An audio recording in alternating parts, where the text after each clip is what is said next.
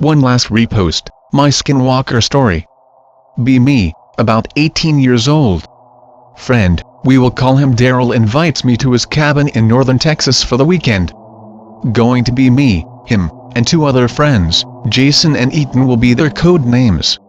Tells me we're probably just gonna sit around and drink some beers he knows his dad left for him at the cabin. Sure, why not? Get ready, and my mother tells me to be careful. Nothing unusual, but she said it with a very serious tone, almost like she knew something weird was going to happen. Shake it off as just nerves, since it was my first time leaving town this far. Get ready and leave. Nothing wild goes on the trip to the cabin, but can't shake how seriously my mom said to be careful. More feeling that weird feeling of maybe I should call her to check on her, rather than anything spooky. Call my mom at the cabin. Reception was a bit shaky, but being this far out it is to be expected. She tells me to watch out just in case there is bears and shit. Yes, of course. Hang up and begin to set up the cabin, all the while feeling a bit uneasy. Like someone is watching us. Think in my head.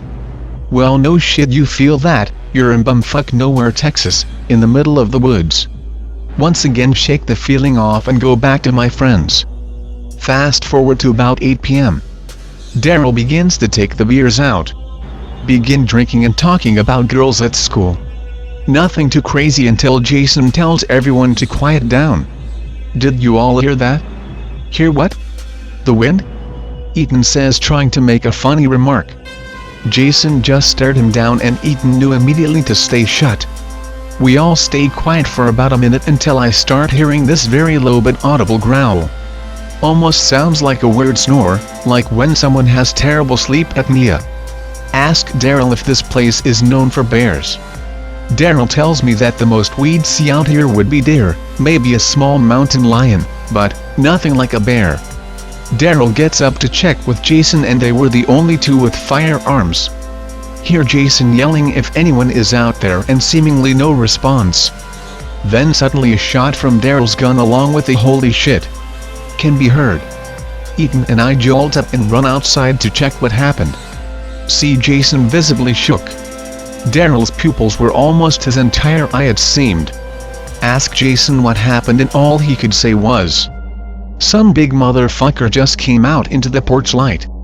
Tried to lunge at Jason, but Daryl was able to get around off at his direction. Doesn't think he hit him, but he definitely spooked it. The man runs off with a strange gurgled speech, almost like someone trying to talk when they've got peanut butter in their mouth. Start thinking exactly what it could have been. Ask Jason and Daryl what he looked like. Jason said he was a tall man, close to about 6'11". For the record, I'm 6'5" and Jason was 6'4", so anyone being that much taller than us wasn't common. Daryl said he looked like he was out of the sun for years. Totally pale. Almost no color in his face. Hair was greasy and matted. He looked like he came out of a swamp, all sweaty and dingy. Jason said he almost looked manic when he saw them.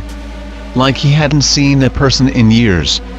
The best I could describe it was almost like he didn't know what another person was.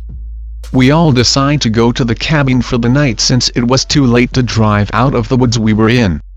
Decide to lock every door and stay on lookout one at a time to make sure whoever that was doesn't come back. We're each taking turns from youngest to oldest. My turn comes around 4 a.m. Wasn't drinking as much as they were, but I was still a little buzzed. For some reason we decided the beer was better to drink than water. Stupid panic teenager thinking. As I drink the last sip of the beer, I hear the familiar growl again. I readied the gun Jason had given me and prepared for the worst. As the thing came into the light, suddenly I saw it. This giant man, almost 7 feet, with pale skin, almost dead looking, staring at me. The eyes he gave me weren't one of confusion or fear. They were of murderous intent. He stared at me for what seemed like an eternity before he began making his move. I pointed the gun at him and yelled for it not to move and that I would shoot. And he smiled. This motherfucker smiled.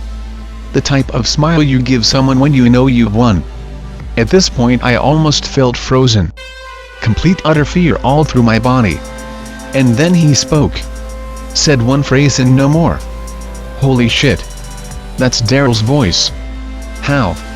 How the fuck is he imitating Daryl's voice? As I come to the realization I'm probably dead, I noticed its face. It looked like Daryl. Not one-to-one but, like it had changed its eyes, nose and mouth to imitate the face of Daryl. I began yelling at him. Who the fuck are you? Get away. Get away, goddammit.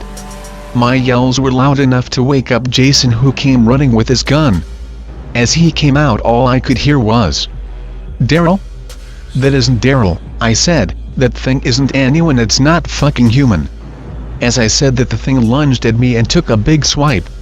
I'm not a light guy, 250 at time. This thing flung me away like paper. Like it had superhuman strength.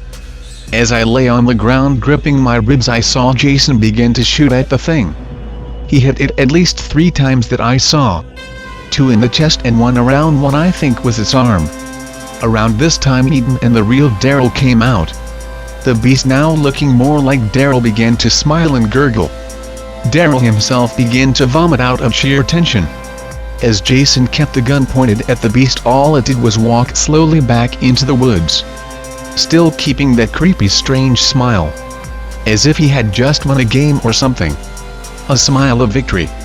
Almost 5:30 a.m., once is all said and done. We sat in silence the entire time. I had some bruised ribs and a cut on my arm. Daryl was visibly traumatized.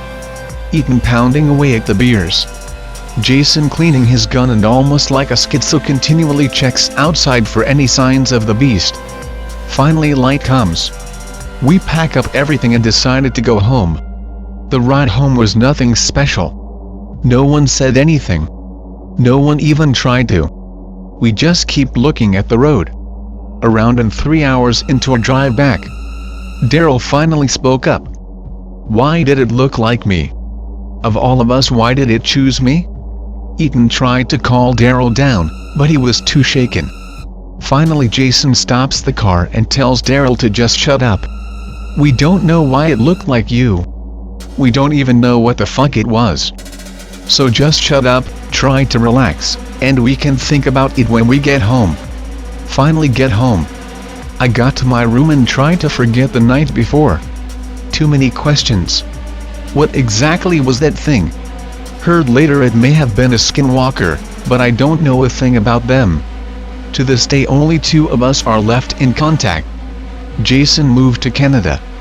Daryl is in a mental institute for unrelated causes. Ethan is the only one I talk to regularly. Every now and then we still talk about that night. Still get chills, but we've never gotten any real answers.